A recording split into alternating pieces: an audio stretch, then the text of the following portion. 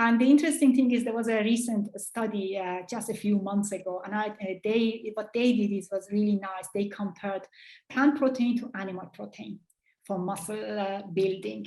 And I really liked that study. A lot of people liked it, obviously because of the results, but not just because of the results. I thought it was a very well-designed study.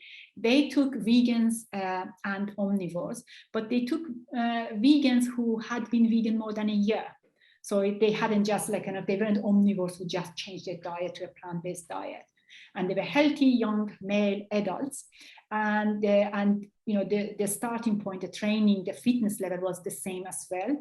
And they put them through a 12-week exercise regime. And again, it was the same kind of training regimen they went through.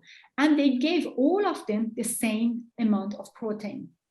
They used protein powders just because they wanted to make sure that they are all getting the 1.6 gram per kg per day. So that is how much protein they got. The vegans got a soy isolate, and the non-vegans, the omnivores, they got a whey protein. So, and after 12 weeks, they had the same, the similar muscle strength, increasing muscle strength and muscle mass. So that study really showed us that if we get enough protein, it doesn't matter what the source is, and you do the right training, obviously, you put the work in it, you build muscles. So I think, that actually once and for all put to the rest that, you cannot get enough protein on a plant-based diet, you cannot get build and, build muscles. No, you can.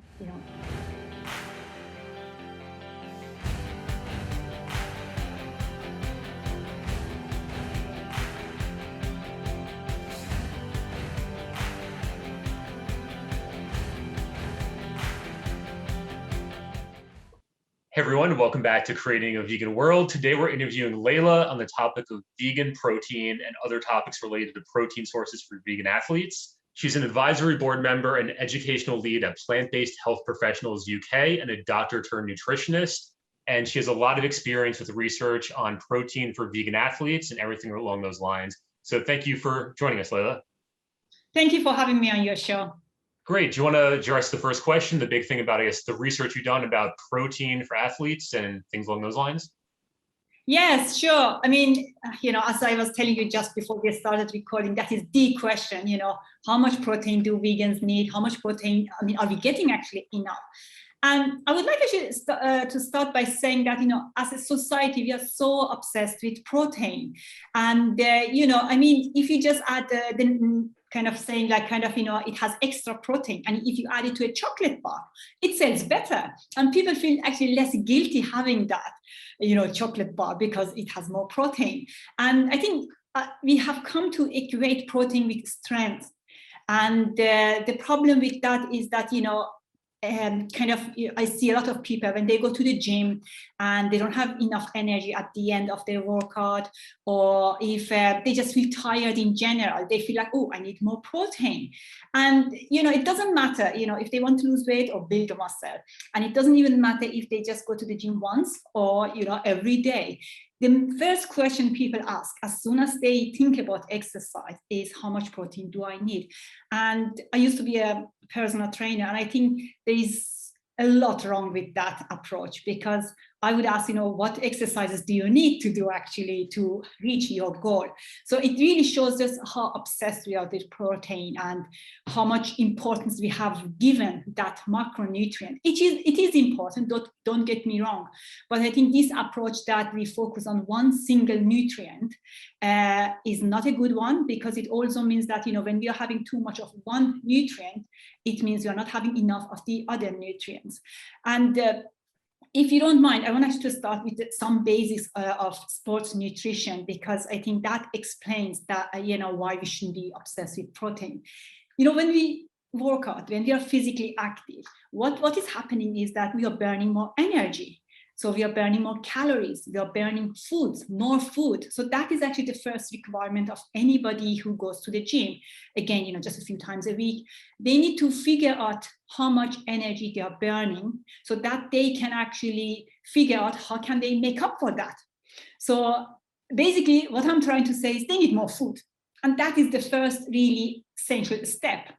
And the reason for that is that we humans are actually energy first systems. And so if the body is not getting enough energy, the body is not going to think of, how do I build muscle? That's not going to be, the body's priority. So I think, we really need to focus on what is the best source of energy, and that is carbohydrates. So I think for me, the reason I like to focus on protein, but I think we need to change it, turn it around, and ask us these questions, and which leads us to actually, what is it that we really need when, especially athletes, when they go to the gym and they train a lot. And the reason for that is, our muscles and our brain as well, they utilize primarily glucose. What happens is that, when we consume carbohydrates, that is broken down to glucose, and it can be used or it can be stored as glycogen for later. So it is really important to keep those glycogen stores actually full, and that is what makes a difference in an athlete's performance. Because if there isn't enough glycogen, which can be, which is converted to glucose, then the body is going to turn to fats and protein. So the body is actually going to use that protein for energy and not to build muscle. And I think that is really important to understand, because protein is not a good source of energy. It takes longer to be converted to glucose, and it has some negative metabolic byproducts. So that's why, let's focus on carbohydrates first, cover that, and then, yes, we can talk about protein. Definitely. I remember I'm in my 30s now, but when I was in my early 20s and when I was playing high school football, when I was younger, it was always about getting protein and more protein sources for lifting weights and building muscle like that. So I guess the next question I ask you is where did that information come from if you're saying it's not the best source? My answer is going to disappoint you. It's not a scientific answer. I think it is just the food and supplement industry. And, when they started trying to kind of push animal products on us, because animal products have a lot of protein. And I think it probably started with that. And yes, and it sells. That is it. I think, if you think about sources of carbohydrates compared to sources of protein, animal protein, carbohydrates are so much cheaper. And especially when it comes to, building muscles, to, athletic performance, it's much easier to say, you need a protein powder, because that is such a huge industry. We don't even realize how much money goes into that. And it is so unnecessary. I could talk about that too if you want to, because I think it is really just bro science. And I have, when I was working as a personal trainer, people would really ask me, I want to lose weight, so what protein powder should I take? And you are trying to actually cut back on your calories, and you want to add calories by taking protein. But the same question with people who want to build muscle. And I think we need to really talk about it and make sure that people understand, yes, protein is important. I'm not downplaying the role of protein at all, but it comes secondary.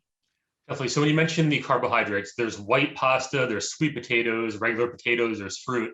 What specific ones do you recommend for somebody, let's say, I know my age, I want to lift weights, I want to build muscle, or even athletes who want to take it to the next level?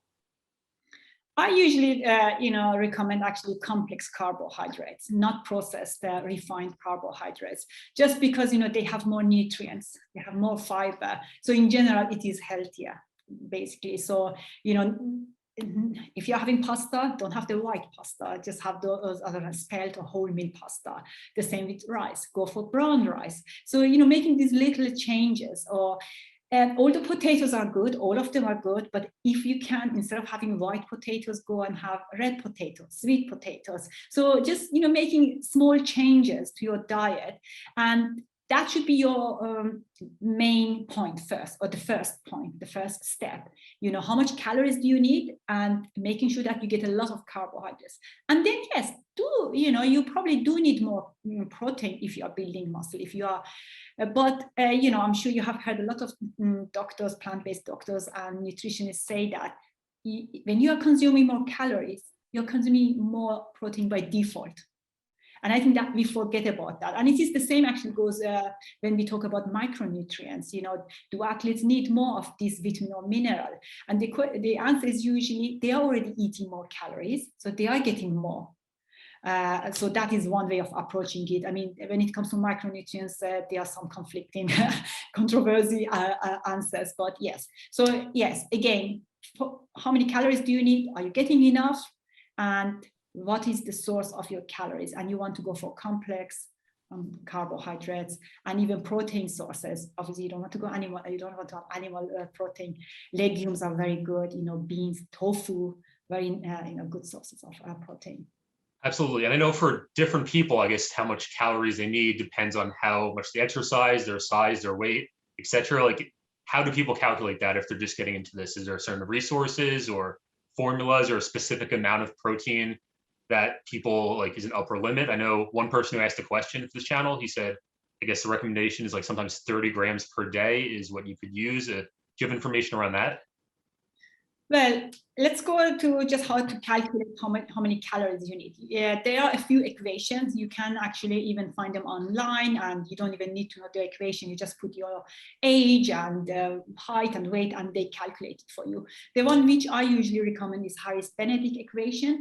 And what it does is that it just calculates your basal metabolic rate, which is like kind of how many calories do you need to basically be alive, for just the normal, body functions, how many calories do you need?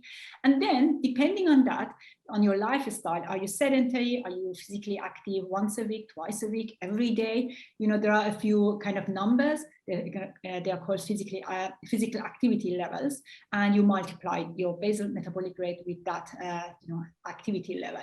So that gives you an idea how many calories you need. And then when it comes to protein, we know that, as I said, athletes do need more. People who are physically active, they need more. General public usually needs around 0.7 to 0.8 gram per kg per day. And we know from research that actually people are eating more protein than the recommended daily amount anyway. And that goes for vegans as well. The general the average vegan is eating more protein than what is recommended. So that's why, when they go to the gym once or twice a week, they don't need to worry about their protein intake. Now, for athletes, it is recommended to have 1.2 to 1.6 gram per kg per day. Now, usually they say, 1.2 is for endurance athletes and 1.6 is for, strength athletes. And the 30 gram, there is some research that it is better to have your protein, like let's say 1.6 gram per kg per day is, 120 gram per day, you probably need 120 gram. It's better to not have it in one setting. So, you have a big meal with lots of protein. It's better to actually spread it throughout the day. Now, having said that, even that is not completely understood. We need more research. So that is the latest understanding, that it is better to have like not more than 30 grams per meal. The body just doesn't, use it anymore. It is going to be either stored as fat or used as energy if you have more. So that is the latest understanding. But as I said, we need more research. And the reason I'm saying that is because I know athletes who do intermittent fasting. So obviously when you do that, then you have just a window of 8 hours to eat. So you are getting all of your food, all of your calories and protein in those hours. So, and they are doing okay. And I actually even met a young chap, very athletic, and he was trying to have just a window of 3 hours of eating. So he was having like 4,000, 5,000 calories in those 3 hours, and he was doing okay. So there is still a lot we need to kind of learn and understand and research. But yes, for the general public, I would say spread it out. Great. Yeah, I know myself where like I've done the fasting where like I don't eat until lunch, like 1 p.m. sometimes, but the 3-hour window, eating all things there. Some people do water fast for multiple weeks. That's a little bit too much for me. Yes, I don't think I could do the water fasting either. So before this conversation, we talked about incomplete plant protein and protein complementing. I'm not sure what that is, but you seem passionate about talking about it. It seems important. So do you want to let myself and the viewers know what that's about? Well, we have like kind of 9 essential amino acids. Essential means that our body doesn't make them. So we have actually to take them in our diet. Now, plants have all these essential amino acids, but they have them in varying proportions. I'll give you some examples. So, for example, rice doesn't have lysine, but it is a good source of another essential amino acid.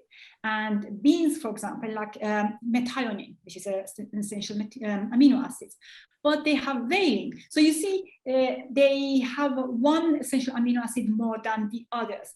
And that has actually created the myth of the incomplete plant protein, meaning that it lacks or it has less of one essential amino acids. And the protein combining idea comes from that if you want to have a complete protein, you need to have specific combinations of plant proteins, for example, rice and beans together, so that you get all the essential amino acids in your meal. And we know that that is not true, because the way it works is that you need to have different sources of plant protein throughout a day, not in the same meal. So the protein combining says that you should have it in the same meal, but that is not true. The way it works is the proteins are broken down into amino acids, and our body has actually a pool of amino acids. So it can take whatever it is required and then reassembles them and makes complete proteins. And that happens over 24 hours. So that's why just eat normal food throughout the day, you'll be fine. And I know different topics. I think it's iron, where they say if you drink with coffee, it inhibits it. If you take it with vitamin C or citrus fruits, it enhances the absorption of it. Is there anything along lines with those different types of proteins? Like certain types should be combined with other things or taken at different times, or is it just spread it out as a general advice? Yes, just have different sources of protein, plant protein, and throughout a day. Obviously, we discussed, it's good to have 30 grams per meal rather than having, 150 or 120 grams in each meal. And so I think, we actually emphasize too much, on kind of, what kind of protein should I have? Because I actually calculated once, even if you just eat broccoli all day, if your 2,000, 3,000 calories comes, just from purely broccoli, you would actually cover all the essential amino acids as well. So because, as I said, it is varying proportions, but if you have too much of one food, it adds up and then you get it. So I think, again, I'm not saying that you should only have, broccoli as your plant protein, but, we do have rice, we have oats, and they all have actually kind of a bit of protein. So it adds up. And they have, as I said, different essential amino acids. So we are good to go. So. Well, I actually don't recommend multivitamin or mineral supplements at all, not even to athletes. And the reason for that is because, when you buy multivitamin supplements, they have, again, varying degrees of vitamins in it. So you might actually cover your 100% of your recommended daily amount of one vitamin, but the other one is only covered 20%. So it just there's a mismatch, and then, and obviously we are getting a lot from our foods as well.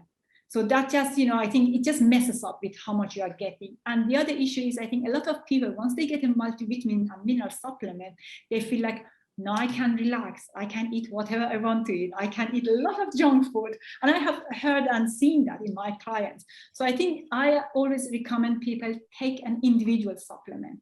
And we know B12 is the one essential kind of, vitamin every vegan need to take.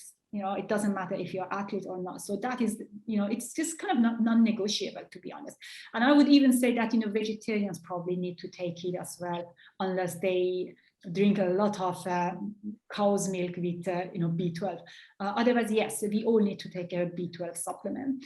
Now, again, you mentioned actually iron earlier about and yes, athletes actually lose a bit of iron. They can lose it in their urine, in their sweat, and they can also lose it, when they are running, especially runners. And because of that, it is believed that they may need more than the general public. But it is interesting, in the UK, where I actually am based and work, there isn't any recommendation to increase that. In the US, they actually say, athletes in general, and I'm not talking about just plant-based athletes in general need to take more iron, in their diet. So yes, but as I said, it varies from one country to another. And as you mentioned earlier, with iron, if you want to increase absorption, have a vitamin C kind of with your iron, and make sure to avoid tea and coffee an hour before and after. And when we say tea and coffee, I like to add that we are not just talking about black tea. Some herbal teas and even green tea, they have those tannins which can actually reduce the iron absorption. So I know green tea is a good kind of drink to have, and I recommend to people actually to have it, but don't have it like kind of with your smoothie, for example, or don't kind of have it with your meals. So that can actually cause iron deficiency. Definitely. And I remember speaking with Lisa Simon on this channel where she's talking about different types of, like, there's heme versus non-heme iron, and the plant-based sources are better. And if you have too much of the animal iron, it's bad for you, actually. So it's really interesting. And then the B12 supplement, that's something I keep hearing. So when I reviewed Dr. Esselstyn on this channel, he was saying how, like, in, I guess, ancient days, you used to get like the B12 from the microorganisms in the soil, but now because we're so sanitary, that's why it goes away. And that's the one supplement we all need. Yes, So. true. And the reason I keep actually mentioning that a lot is I have met vegans who, yes, they know, you don't get B12 on a vegan diet, but they don't supplement. They still don't supplement. And they have low levels. And that can be quite dangerous. And we have had studies showing that actually vegans have lower B12 levels. And I think it is important to emphasize that there is nothing wrong with taking a supplement. It doesn't make our diet kind of less of a good diet or less healthy. As you mentioned, there is a reason why our food actually doesn't have B12 anymore. So we supplement that. So there's nothing wrong with that. Mm-hmm. And I know for, I guess, animal products, people who eat those still, it's just like they put the B12 supplements into the feed or into the animals. It's not like it comes from them. So it's either way you're going to supplement. So skip the middleman. Exactly. Well said. Yes, I totally agree. Yes. So another vitamin I think we really need to be aware of is vitamin D. Obviously not where you are, but here in the UK, we don't get a lot of sunshine. Like today, it is quite gray and cloudy. And, vitamin D, we get it from exposure to sun. So wherever you don't have that, you need to supplement. And again, that applies to everybody, vegan and non-vegans. And especially athletes, they might train indoors all the time. So even if it is actually sunny outside, they might actually not spend any time outdoors. So it is really important for them to make sure that they take a supplement. And apart from that, iodine is a supplement that, vegans need to be aware of, or a nutrient. They can get it, from foods, but it is sometimes it depends on the level of iodine in the soil. So it is not really reliable to say how much you are getting actually from foods. So some people have get it from seaweeds. So there are some sources. I usually actually recommend to my athletes that they buy iodized salt. Again, because athletes actually sweat a lot, they actually lose sodium so they need more sodium. So just have that salt, not a lot, just half a teaspoon actually covers what they need every day. So that is what I usually recommend to my athletes to, how to get their iodine. And yes, another actually nutrient which we don't understand quite well is zinc. And it is, again, a nutrient of concern in all athletes, not just vegans. And we don't understand why this is happening, why actually athletes do have lower levels. And another interesting thing is that there have been research showing that even if you supplement with zinc, it doesn't change it. So we really need more research looking into that. But I think as long as you make people in general, but even athletes, make sure that they have foods which are actually high in zinc, like eating legumes, whole grains, nuts, and soy products, then they will meet the recommended daily amount. So yes, that's another nutrient to be aware of. Great. Yeah, I was told I take iodized salt, even though I'm not a training athlete. So I guess there's 2 questions that somebody submitted. Do you mind if I go into those? Sure, go. Cool. I'm just going to look away. I'll edit this part out. So I'll read it off here. So why do so many trainers, nutritionists, and gurus all keep advocating to athletes and people in general to eat lots of protein?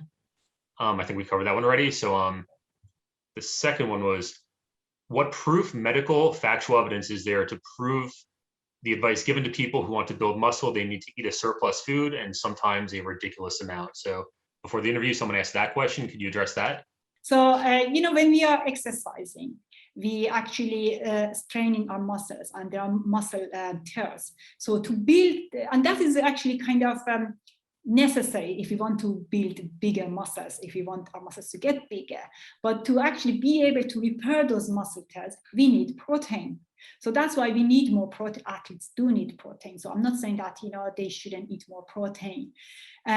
So yes, and as I said, we usually say it is about a 1.2 to 2 gram per kg per day, but research has shown us that the sweet spot actually is 1.67 gram per kg per day. Some people round it up and say 1.7 gram per kg per day. And that is what you need actually to be able to build muscle. Anything above that, the body is not going to use it. And so yes, and we do need that. And the interesting thing is there was a recent study just a few months ago, and what they did was really nice. They compared plant protein to animal protein for muscle building. And I really liked that study. A lot of people liked it, obviously because of the results, but not just because of the results. I thought it was a very well-designed study. They took vegans and omnivores, but they took vegans who had been vegan more than a year. So they hadn't just they weren't omnivores who just changed their diet to a plant-based diet. And they were healthy, young, male adults. And the starting point, the training, the fitness level was the same as well.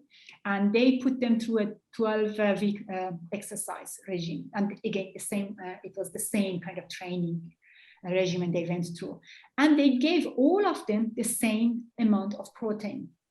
They used protein powders just because they wanted to make sure that they are all getting the 1.6 gram per kg per day. So that is how much protein they got. The vegans got a soy isolate, and the non-vegans, the omnivores, they got a whey protein.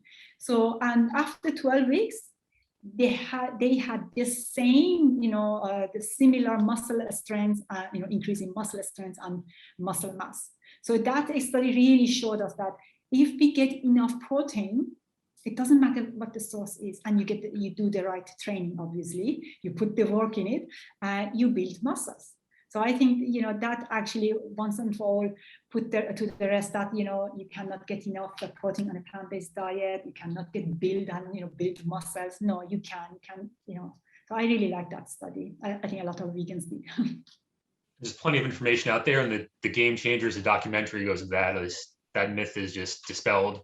So I guess we have about 5 minutes left. I think there's the other question about eating the surplus of food, like sometimes really large amounts to build muscle in terms of calories. Why is that information out there? Is it good advice? What do you think about that? You don't need to eat large amounts of food to build muscle. It goes back to what I was saying earlier, that whenever you're physically active, your body just needs more energy. So you're eating that large amount of food actually to get enough energy. And as I said, sadly, unfortunately, people think that it has to be protein. No, but it has just to be food. It has to be actually carbohydrates. So yes, athletes do need large amounts of food, but it doesn't necessarily need to be all protein. And the other thing I would actually add is that as a plant-based athlete, they might even need larger amounts of foods, because we know that plants have are lower in calorie density. Animal products are high in calorie density. So one plate of animal kind of foods has more calories than the same amount of plant foods. So that's why athletes, again, they need to make sure that they eat a lot of calories. And I usually recommend them to get those calories from, fat sources, healthy fat sources, avocados, and nuts and seeds. So that plays a very huge role in an athlete's diet. And sometimes it can be actually quite challenging to eat a large amount of food. I have heard that from people, especially professional athletes. When you train 6-7 hours a day, you're so tired, you can't even chew your food. And that's why smoothies are so good. You can just add a lot into a smoothie. You can add your greens, you can even add the vegetables you don't really like, and you can add chia seeds, flax seeds, and the avocados. So you make a good kind of high in calorie smoothie, and it has a lot of nutrients. So yes, I really recommend athletes, who train a lot, to have a smoothie per day. That's great.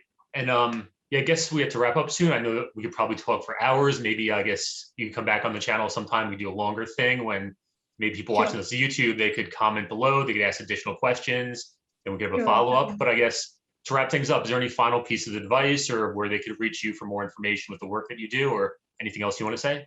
Otherwise, then, people can reach me on Plant-Based Health Online, where I offer one-on-one consultations. But I'm also, as you mentioned, on the board on the educational lead at Plant-Based Health Professionals UK, and we are going to get actually soon create a sports nutrition fact sheet.